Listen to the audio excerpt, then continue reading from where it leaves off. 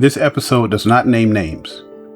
It is not an accusation against any one pulpit, any one denomination, or any one man. This is a test, one that Scripture already gives you for discerning who speaks for God and who speaks for wage. The evidence will come from the text, not from opinion or suspicion. It will come from what is written. This is week 7 of the Remnant Project. Let's begin. The heads thereof judge for reward, and the priests thereof teach for hire, and the prophets thereof divine for money. Yet they will lean upon the Lord and say, Is not the Lord among us? None evil can come upon us. 3 offices at work here. They all failed.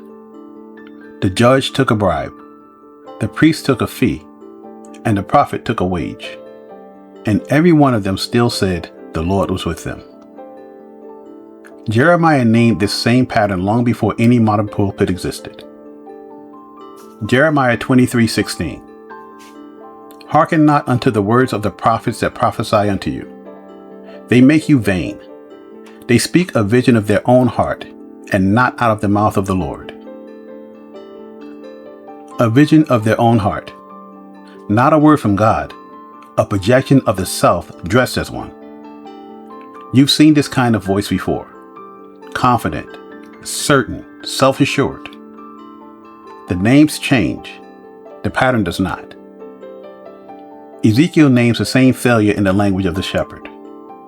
Ezekiel 34, 2-4. Woe be to the shepherds of Israel that do feed themselves. Should not the shepherds feed the flock? The flock was fleeced, not fed.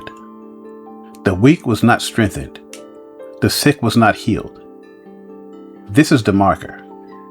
Who is being fed and who is being fed upon? Christ himself gave the warning in the plainest terms available.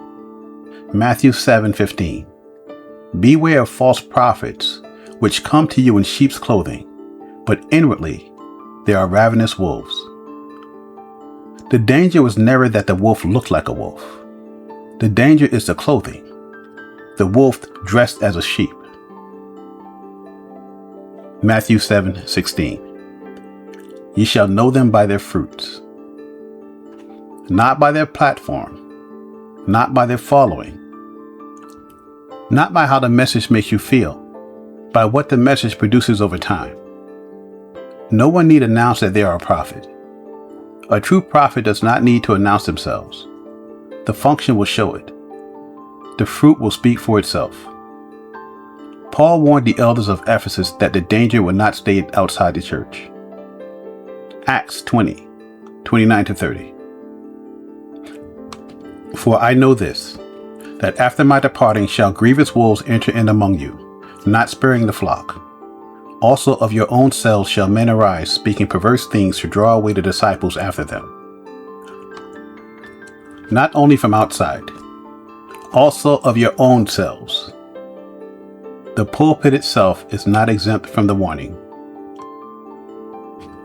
Peter names the motive without softening it. 2 Peter chapter 2, verses 1-3.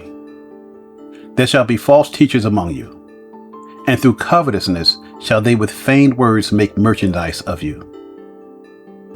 The words are performed, the sincerity is manufactured. What's underneath is greed dressed as care. You are not being shepherded, you are being sold. Paul tells Timothy the demand side of the economy. 2 Timothy chapter 4, verses 3-4. For the time will come when they will not endure sound doctrine, but after their own lusts shall they heap unto themselves teachers, having itching ears. Itching ears. An appetite for what feels good, not for what is true. Hunger for comfort over conviction. The teacher for hire does not create the appetite. He answers it. Paul describes him plainly. Unruly, deceiving for a living at the expense of the souls of others. Titus chapter 1, verse 11. Whose mouths must be stopped, who subvert whole houses, teaching things which they ought not for filthy lucre's sake. Filthy lucre. The house is subverted and the fee is collected. So here is the test, drawn only from what has been read. Does a message cost the teacher anything? Or only the hearer? Meaning this, does it strengthen the weak or flatter the strong? Does it produce obedience or does it produce comfort with disobedience? Fruit, not platform. This test is not given so the remnant can build a list of enemies. Matthew 7:1-2 says, "Judge not, that ye be not judged. For with what judgment ye judge, ye shall be judged also." It is given so the remnant is not fed to wolves wearing familiar clothing. Discernment protects the flock. It does not replace the shepherd. Test the fruit. Test the motive. Test whether the word costs the teacher something or the hearer only. We opened with a claim. Now you have the evidence. Not every voice raised in his name was sent by him. The test does not end at the pulpit. Before the remnant can stand, it must also look inward. Next week, the test turns from the pulpit to the mirror. If this teaching has raised questions, bring them with you. Get The Remnant, now available on Amazon. Link is in the description below. Find us here weekly. We are on Instagram, TikTok, and Facebook at Yahweh Rise 1. You can find us on YouTube at Yahweh Rise. Our newsletter is theremnantproject.beehive.com. Yahweh Rise.